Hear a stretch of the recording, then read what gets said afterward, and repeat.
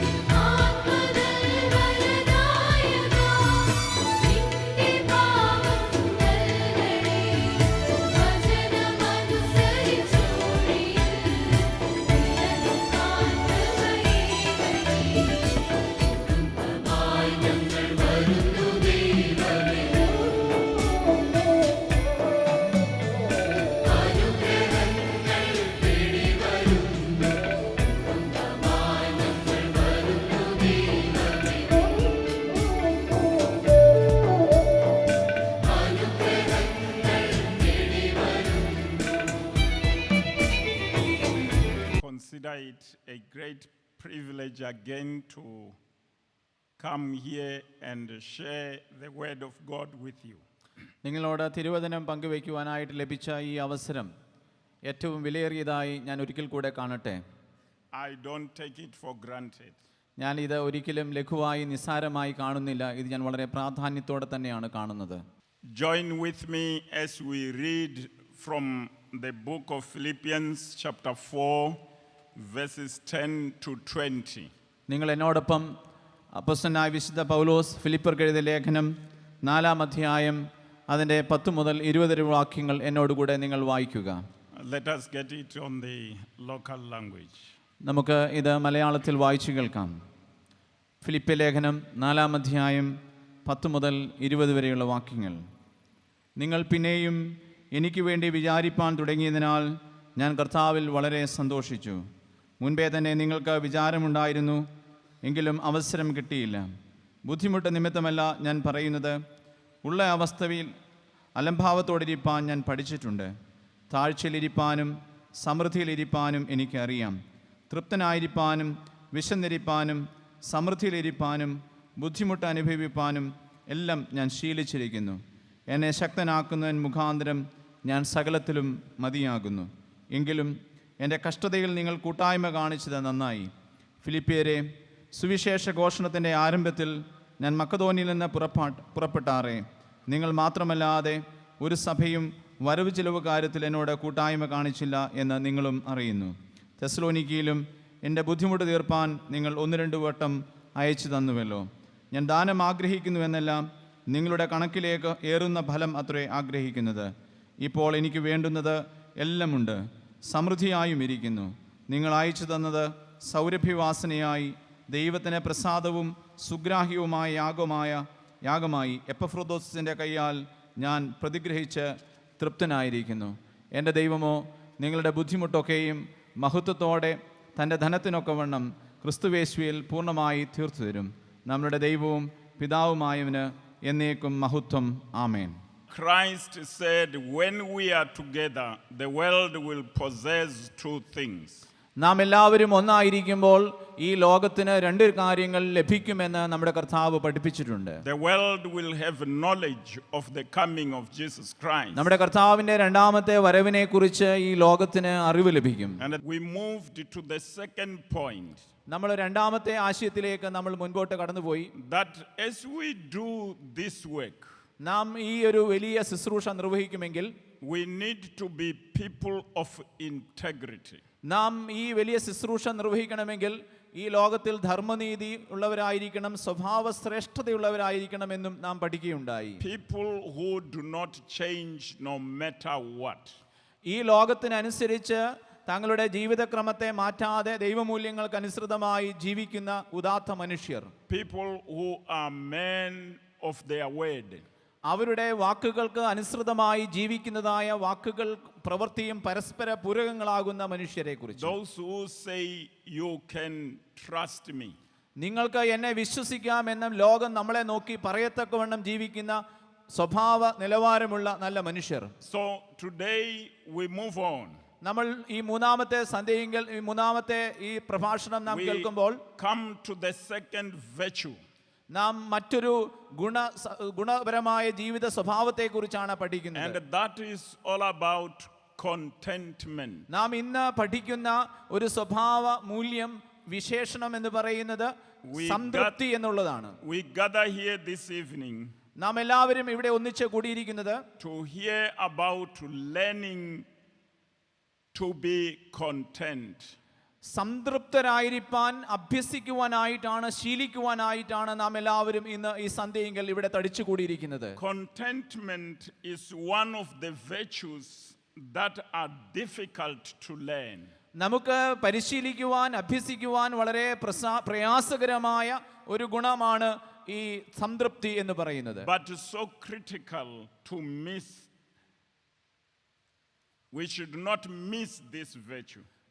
കർത്താവിൻ്റെ ശിഷ്യരായിരിക്കുന്ന നാം ഒരിക്കലും വിസ്മരിക്കുവാനോ മറന്നുകളയുവാനോ വിട്ടുകളയുവാനോ പാടില്ലാത്തതായ ഒരു സവിശേഷതയുമാണ് സംതൃപ്തി എന്ന് പറയുന്നത്. Moreover, if we are willing to be followers of Jesus Christ, നാം എല്ലാവരും ക്രിസ്തു ശിഷ്യരായിരിക്കാൻ ആഗ്രഹിക്കുന്നുവെങ്കിൽ, those who are called to bear witness, നമ്മുടെ കർത്താവിന്റെ സാക്ഷികളാകുവാൻ വിളിക്കപ്പെട്ടവർ ആയിരിക്കുന്ന നാം ഓരോരുത്തരും, we are gathered here to support the evangelistic association of this church. ഈ സഭയുടെ സുവിശേഷ പ്രസംഗ സംഘത്തോടൊപ്പം സുവിശേഷ ഘോഷണത്തിൽ പങ്കുകാരാകുവാനായിട്ടാണ് നാം എല്ലാവരും ഇവിടെ ചേർന്ന് വന്നിരിക്കുന്നത്. So the proposal here is, ഞാൻ ഇവിടെ ഇന്ന് നിങ്ങളോട് നിർദ്ദേശിക്കുന്ന വലിയ ചിന്ത എന്താണ് എന്ന് വെച്ചാൽ, if you are not content, നിങ്ങൾ സംതൃപ്തരല്ല എങ്കിൽ it will be difficult for you to succeed. നിങ്ങളുടെ ജീവിതത്തിലെ വിജയം ലഭിക്കുവാനായിട്ട് വളരെ So പ്രയാസകരമായിരിക്കും. you are invited അതുകൊണ്ട് നിങ്ങളെ ഞാൻ ഇവിടെ ക്ഷണിക്കുകയാണ്, that throughout the journey, നമ്മുടെ വിശ്വാസ ജീവിത യാത്രയിൽ learn to develop contentment. നമ്മുടെ ജീവിതത്തിൽ സംതൃപ്തരായിരിക്കാൻ നാം അഭ്യസിക്കണം, ശീലിക്കണം. The ability to restrain ourselves from the external demands of life. ഈ ലോകത്തിന്റെ വലിയ മൂല്യങ്ങളിൽ നിന്നും അവരുടെ ആവശ്യങ്ങളിൽ നിന്നും ഒഴിഞ്ഞിരുന്ന് ദൈവസന്നിധിയിൽ സംതൃപ്തരായിരിക്കാൻ ദൈവം നമ്മെ വിളിക്കുന്നു. Life without contentment ഈ സംതൃപ്തിയില്ലാതെയുള്ള നമ്മുടെ ജീവിതം is as burdensome like carrying a bag full of heavy stones. അതുകൊണ്ട് സംതൃപ്തിയില്ലാത്ത ജീവിതം എന്ന് പറയുന്നത് നമ്മുടെ ചുമലിൽ, നമ്മുടെ പുറകിൽ ഒരു ചാക്കിൽ വലിയ കല്ലുകൾ ചുമന്നുകൊണ്ട് നടക്കുന്നതിന് തുല്യമാണ്. It is life without rest. അവിടെ വിശ്രമമില്ലാതെ ഉള്ള ഒരു ജീവിതം, A life of continuous restlessness. നമ്മുടെ ജീവിതത്തിൽ വല്ലാതെ അസംതൃപ്തിയും അസ്വസ്ഥതയും നിറയുന്ന ഒരു തരം ജീവിതം. It is a life of when and then. എപ്പോൾ എനിക്ക് ഇത് ലഭിക്കും, അപ്പോൾ എന്നുള്ള ഒരു ചിന്ത, എപ്പോൾ അപ്പോൾ എന്നുള്ള രീതിയിലുള്ള സമീപനം. If when I get it, എനിക്ക് ഇത് കിട്ടുകയാണെങ്കിൽ, ലഭിക്കുകയാണെങ്കിൽ, then I will be happy. ഞാൻ വളരെ സന്തുഷ്ടിയുള്ളവനായിരിക്കും എന്നുള്ള. It is a life of chasing the wind. നമ്മൾ കാറ്റിനെ പിടിക്കുവാനായിട്ട് പായുന്നതിന് സമമാണ് ഇത്തരത്തിലുള്ള ഒരു ജീവിതം. A life of forever running without rest. അതുകൊണ്ട് വിശ്രമമില്ലാതെ എന്തിനോ വേണ്ടി പരക്കം പായുന്ന ഒരു ജീവിതം പോലെയാകും ഈ സംതൃപ്തിയില്ലാത്ത ജീവിതം. I come from the part of the world that is very hot. ഞാൻ വരുന്നത് ഈ ലോകത്തിൽ വളരെ ചൂടുള്ള ഒരു സ്ഥലത്തു നിന്നാണ്. Now, if I drive from Johannesburg to go to my home province, ജോഹന്നസ്ബർഗിൽ നിന്ന് ഞാൻ താമസിക്കുന്ന ഇടത്തേക്ക് ഞാൻ കാറിൽ സഞ്ചരിക്കുകയാണെങ്കിൽ, I drive in an open freeway. ഞാൻ വലിയ തുറസായ സ്ഥലത്തൂടെയുള്ള റോഡിലൂടെയാണ് ഞാൻ യാത്ര ചെയ്യുക. Sometimes I will come to a point where for 10 kilometers this road is just straight and wide. ഞാൻ ഇങ്ങനെ നോക്കുമ്പോൾ 10 കിലോമീറ്ററോളം നീണ്ട ഒരു വളവും തിരിവുമില്ലാതെ നീണ്ടു കിടക്കുന്ന റോഡിലൂടെയാണ് ഞാൻ യാത്ര ചെയ്യുന്നത്. As you drive, നമ്മൾ ഈ വാഹനം ഓടിക്കുമ്പോൾ in the middle of the day, മധ്യാഹ്ന സമയത്ത് somewhere at a distance, നാം ദൂരെ നമുക്ക് ചിലത് കാണാം. there is something that looks like water. നമുക്ക് ദൂരെ നമ്മുടെ സമീപത്തായി അവിടെ വെള്ളം ഉണ്ട് എന്ന് നമുക്ക് തോന്നുവാൻ സാധ്യതയുണ്ട്. It might create a thirst on you. അപ്പോൾ നമ്മുടെ ഉള്ളിൽ ദാഹം ഉണ്ടാക്കും. But as you drive, നാം അതിന് അടുത്തേക്ക് വാഹനം when ഓടിച്ചു you ചെല്ലുമ്പോൾ, reach there, നാം അവിടെ എത്തുമ്പോൾ it keeps on postponing. അത് മുൻപോട്ട് You പോയിക്കൊണ്ടിരിക്കും. never reach it. നമ്മൾ ഒരിക്കലും അതിനെ യഥാർത്ഥത്തിൽ കണ്ടുമുട്ടുന്നില്ല, എത്തുന്നില്ല. Keeps on increasing your thirst. അത് നാം അങ്ങനെയുള്ള അവസ്ഥ നമ്മുടെ ദാഹം It വർദ്ധിപ്പിക്കുവാനിടയാകും. is a false picture. അതൊരു അയാഥാർത്ഥമായിട്ടുള്ള ഒരു ചിത്രമാണ്. It is never real. അത് യാഥാർത്ഥ്യമല്ല. So this is life without contentment. അതുകൊണ്ട് ഇതാണ് സംതൃപ്തിയില്ലാത്ത ജീവിതം എന്ന് പറയുന്നത്. Our society is characterized by an indistinguishable dissatisfaction. അറുതിയില്ലാത്ത അസംതൃപ്തി കൊണ്ട് ഇന്ന് സമൂഹത്തിൽ മനുഷ്യരെല്ലാവരും നിറഞ്ഞിരിക്കുകയാണ്. This dissatisfaction, ഈ അസംതൃപ്തി it is like the flame of fire. ഈ അഗ്നി പോലെയാണ്, തീനാളങ്ങൾ പോലെയാണ് ഈ സംതൃപ്തിയുള്ള ജീവിതം. That is burning within our hearts and our minds. നമ്മുടെ ഹൃദയത്തിലും നമ്മുടെ മനസ്സിലും നിരന്തരമായി കത്തിക്കൊണ്ടിരിക്കുന്ന അഗ്നി പോലെയാണ് ഈ അസംതൃപ്തിയുള്ള ജീവിതം. It is a drive. ഇത് നമ്മുടെ ജീവിതത്തിൽ നമ്മെ വല്ലാതെ നിയന്ത്രിക്കും. It pushes us. നമ്മളെ മുൻപോട്ട് ഒരുപക്ഷെ ഉന്തിവിടും. Many of us always want something better. നമ്മുടെ ജീവിതത്തിൽ എപ്പോഴും എനിക്ക് മെച്ചമായത് ലഭിക്കണം എന്ന അദമ്യമായ ആഗ്രഹം ഈ അസംതൃപ്തിയുള്ള ജീവിതത്തിൽ നിറഞ്ഞു നിൽക്കുന്നു. Almost all of us നാം എല്ലാവരും want better jobs, നമുക്കെല്ലാവർക്കും നല്ല ജോലി നമുക്ക് ആവശ്യമാണ് എന്ന് നാം ചിന്തിക്കാറുണ്ട്. better pay, നല്ല ശമ്പളം കിട്ടണം, better car, നല്ല കാറ് കിട്ടണം, better house, മികച്ച വലിയ വീട് കിട്ടണം, better clothes, നല്ല വസ്ത്രം ലഭിക്കണം, better life partner. നല്ല ജീവിത പങ്കാളി ഉണ്ടാകണം. Even when we ourselves are not better at all. നമ്മൾ ഇത് എല്ലാം നല്ലത് വേണമെന്ന് നാം ഇച്ഛിക്കുമ്പോൾ തന്നെ നാം നല്ലവരല്ല താനും. The apostle Paul was a prisoner. അപ്പോസ്തലനായ വിശുദ്ധ പൗലോസ് ഒരു തടവുകാരനായിരുന്നു. Chained to a guard day and night. രാത്രിയും പകലും മുഴുവനും ചങ്ങലയ്ക്കിട്ട് ഒരു പട്ടാളക്കാരനാൽ കാവൽ ചെയ്യപ്പെട്ട് തടവിൽ കഴിയുകയായിരുന്നു പൗലോസ്. Restricted from going about doing the work he loved. അവൻ ഇഷ്ടപ്പെടുന്ന ജോലി ചെയ്യുവാൻ കഴിയാതെ വണ്ണം അവിടെ തടങ്കലിലായിരിക്കുന്ന പൗലോസ്. Restricted from preaching and teaching and reaching out to the other people. ദൈവവചനം പഠിപ്പിക്കുവാനും പ്രസംഗിക്കുവാനും മറ്റുള്ളവരിലേക്ക് കർത്താവിനെ എത്തിക്കുവാനും എന്നുള്ള പൗലോസിന്റെ അദമ്യമായ ആഗ്രഹത്തെ അവിടെ തടഞ്ഞിരിക്കുകയാണ്. He nevertheless writes a letter to the church, the Philippians group.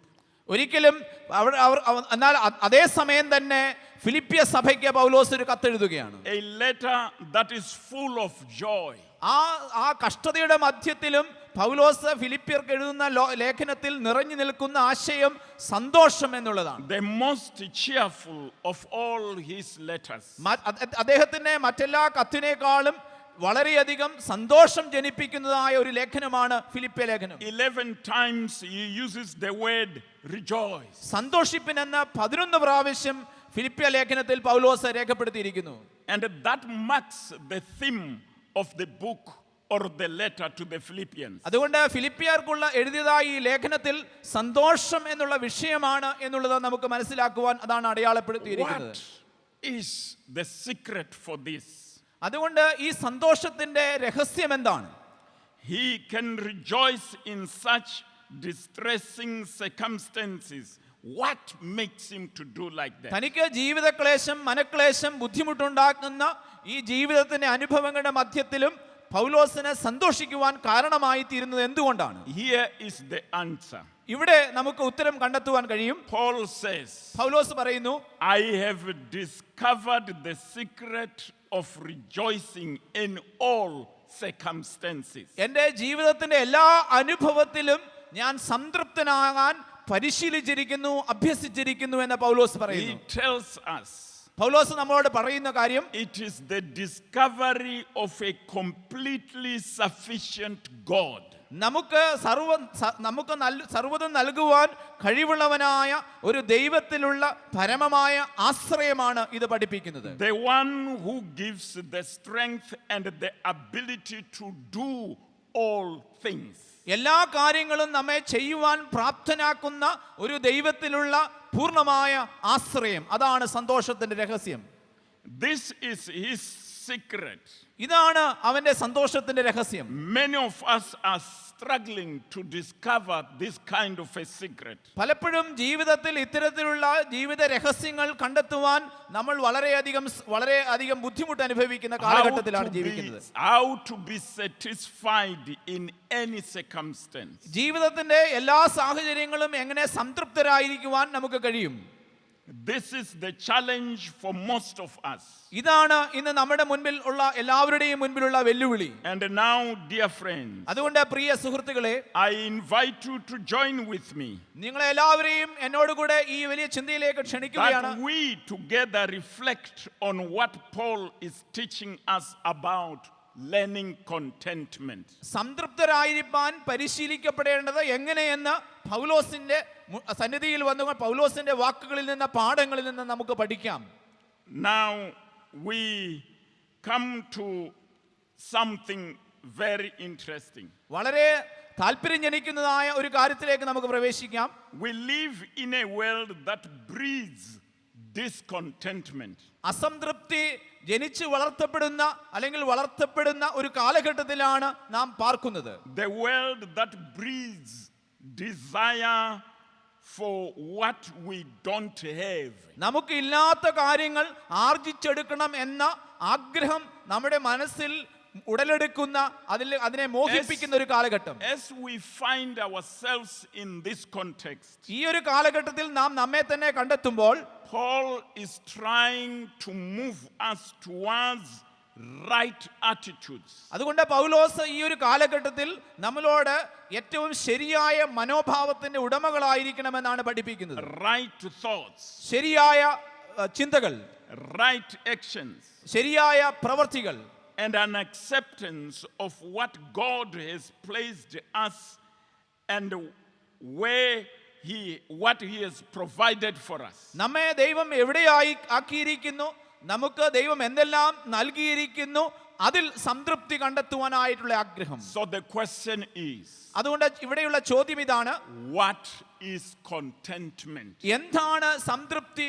ജീവിത സംതൃപ്തി എന്ന് പറയുന്നത്? John Stott writes, ജോൺ സ്റ്റോട്ട് എന്ന് പറയുന്ന വേദപണ്ഡിതൻ പറയുന്നു, contentment is the secret of the inward peace. ആന്തരികമായ സമാധാനം എന്ന് പറയുന്നതാണ് ഈ സംതൃപ്തി എന്ന് പറയുന്നത്. It remembers the stuck truth. ഇത് ഒരു നഗ്നമായ സത്യമാണ്.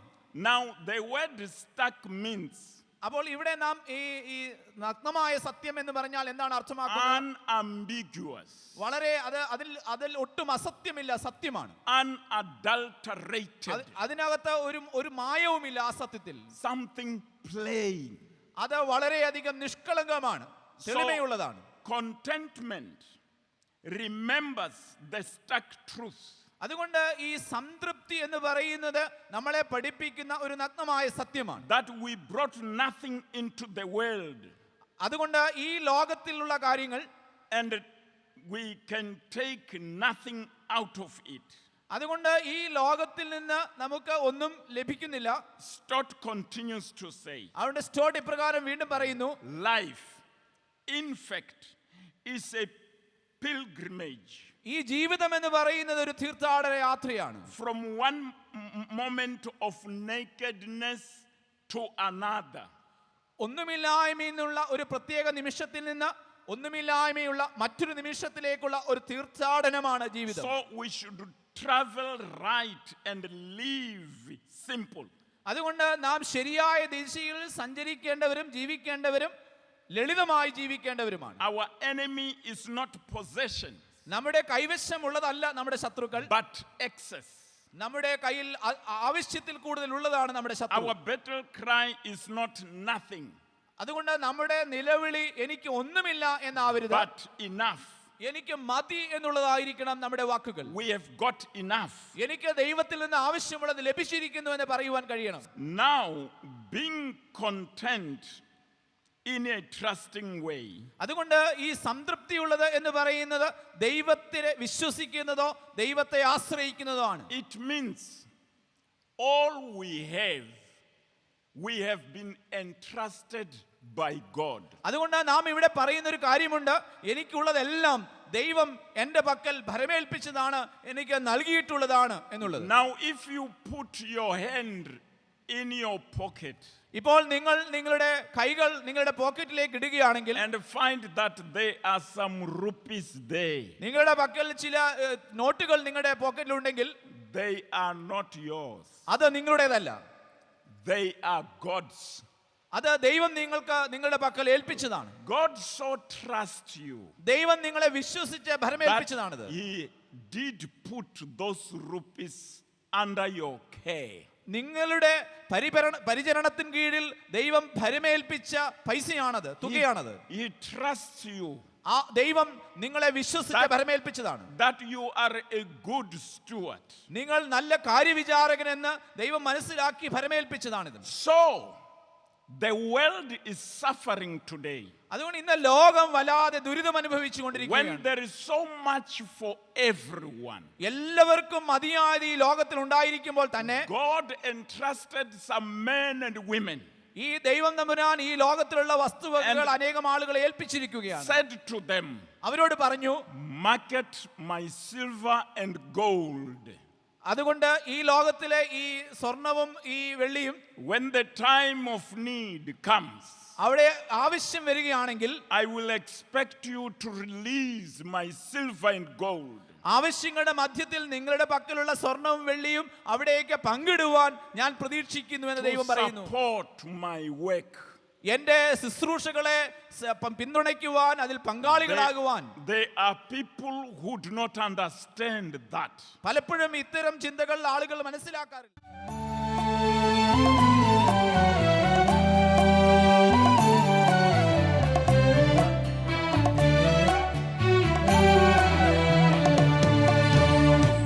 ഹൃദയം നിൻ സന്നിധിയിൽ പകരുന്നു പ്രാർത്ഥനയിൽ സ്തോത്രത്തിൻ യാഗം ഞാൻ തന്നിടും സർവേശ്വരനെ നിൻ മുൻപിൽ.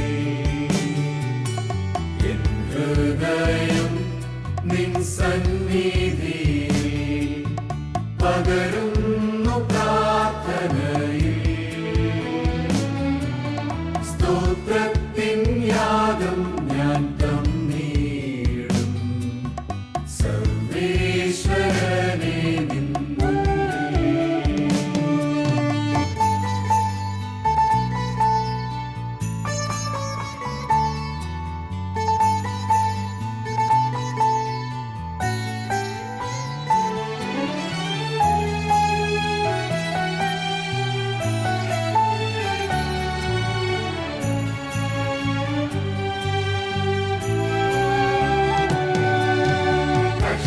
കഷ്ടങ്ങളാലെ ഞാൻ തളരും നേരം മനതാരിലുയരുന്ന ചോദ്യങ്ങളാ.